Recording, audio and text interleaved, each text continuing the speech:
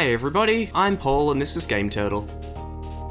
Chibi Robo is an open-world adventure game for the Gamecube. The game was made by Skip Limited, who can best be described as a second-party developer for Nintendo. Chibi Robo is a small, mass-produced household robot designed to clean the house of its owners. The Chibi Robo of the game is one such machine purchased by a family known as the Sandersons in a house styled after a 1960s American home. Accompanying him is a tiny TV screen aptly named Tally Vision. Tally acts as the voice of Chibi Robo, talking to the various residents of the house on Chibi's behalf. Chibi Robo communicates primarily through gesturing and through a yes/no sign that pops out from his head. At its most basic, it's a game about cleaning a virtual house. But as dull as that sounds, the developers have made every effort to inject fun and enjoyment into the experience. At the beginning of the game, the player is guided to explore the house, cleaning as they go. All the while, you'll be accruing happy points, a unit of currency which provides battery and other upgrades to the tiny robot. To its core, Chibi Robo is a game built around resource management. Chibi Robo himself runs on batteries. These continuously deplete as he moves about the vast house. However, he's able to pick up his plug tail and insert it into wall sockets dotted about the house to recharge. I'm actually a big fan of Chibi Robo's plug tail.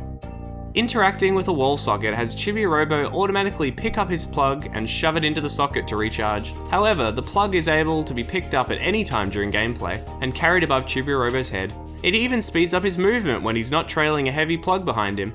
It's a tiny design choice, but one that brings a lot of character to the diminutive cleaning robot. Special attention should be given to Chibi Robo's animation in general. The way he interacts with various objects and in different situations can succinctly be described as adorable. I'm a big fan of his visual design, simple but very effective. It's in the abundance of these cute touches that Chibi Robo shines the brightest. The game's activities are built around a persistent day-night cycle. At the end of each half-day, Chibi returns to the Chibi house, recharges and gains any useful insights from Tally. A number of items and upgrades can be bought with the game's currency, Moolah, also. Throughout the house are numerous toys that have come to life. These characters are all wacky and whimsical and all have their own goals and problems for you to assist with. Helping the lives of the toys, as well as the Sandersons, gains Chibi Robo happy points, cash, and opens up access to new areas and abilities. The various characters all have their own locations and schedules, and so completing these quests requires exploration and planning. The structure of the game, with its time-bound nature, gradual exploration, and focus on helping side characters has an almost Majora's Mask feel to it.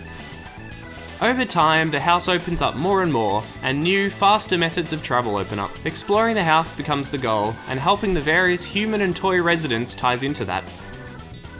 My biggest issue with the game is the slow message speed.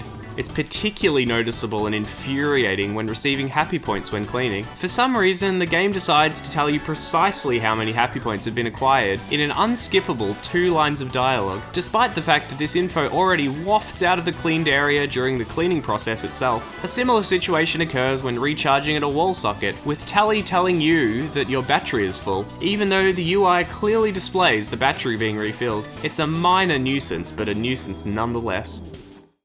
The game's camera is also a product of its era, but though it isn't perfect by any means, it gets the job done. It was absolutely a good decision by the devs to show Chibi as a silhouette through walls. I only broke the camera one time in my entire playthrough.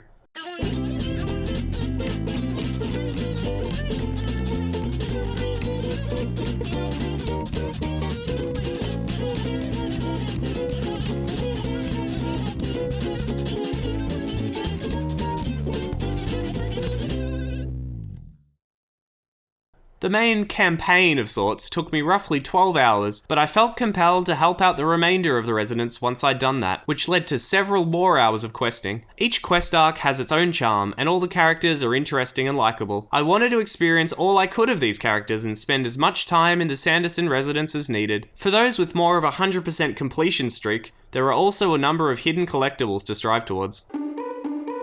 The game's audio design is so bizarre. Chibi Robo makes a noise with each step he takes, and different surfaces make different sounds. It might sound like an annoying feature, but it's actually rather endearing when you try it out yourself. I found myself experimenting with different surfaces as I crossed large rooms. Sound effects don't seem out of place, but the audio levels in a few areas could use some work. There are no major audio complaints from me. The game's music is whimsical and funky.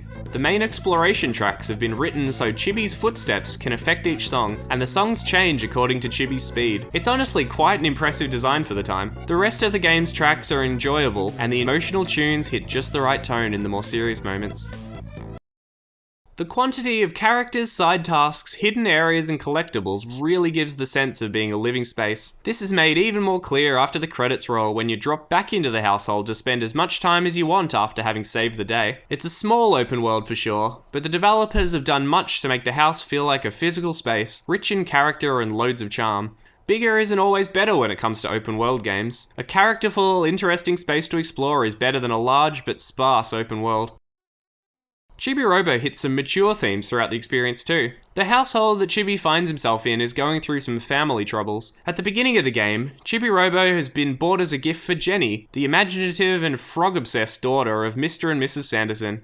It is clear from the first scene that the family is struggling financially, in no small part to Mr. Sanderson having no job and spending their money in ways that may be less than ideal given their situation. Throughout the game, Mrs. Sanderson becomes increasingly fed up with her husband, and at the pivotal halfway point of the game, threatens Mr. Sanderson with a divorce. Mr. Sanderson can, from this point on, be found sleeping in various different areas of the house than the parents' bedroom, and Jenny can be found sometimes crying outside her mum's door at night. The game does an excellent job of articulating the pain and sadness of this sort of difficult family situation, both from the perspective of each of the parents as well as to the child caught in the middle. Throughout Chibi Robo, themes like these can come about organically throughout the narrative, and they honestly feel like some of the most real portrayals I've seen of these concepts in the medium. Divorce, loneliness, negative self-worth, pollution are all brought up throughout the game. The themes perhaps given the most importance within the game, and the ones most tied to the main plot, are the concepts of loss and sacrifice. Basically every character mourns the loss of one of their close friends and family members who sacrificed himself for the good of all the others. Each character reflects this grief in their own way, and some characters handle this loss better than others. Throughout the game, Chibi Robo, and by extension the player, assists each of these characters and allows them to find happiness in their own ways.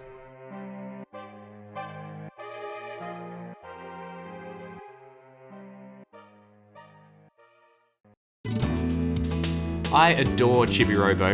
It's a wonderful experience, rich in playful characters and charming design. Charming details flesh out the game and really bring their household to life. Honestly, the game's greatest strength is in the numerous slivers of creative design scattered throughout, bringing a cheerful characterization to the experience. I loved the tone of the game, the humour and the environmental design. I love the openness and relaxed pace of the gameplay, and the way the house slowly opens up to the player. I love the characters, the realness of their struggles, and the game's focus on exploration. At its core, Chibi Robo is about making a difference through tiny acts. Even inconsequential acts of kindness or support can lead to happiness down the line. It's a game about making the effort for those you care about, and brightening the lives of others in the process. It's a brilliant game, and one I highly recommend playing.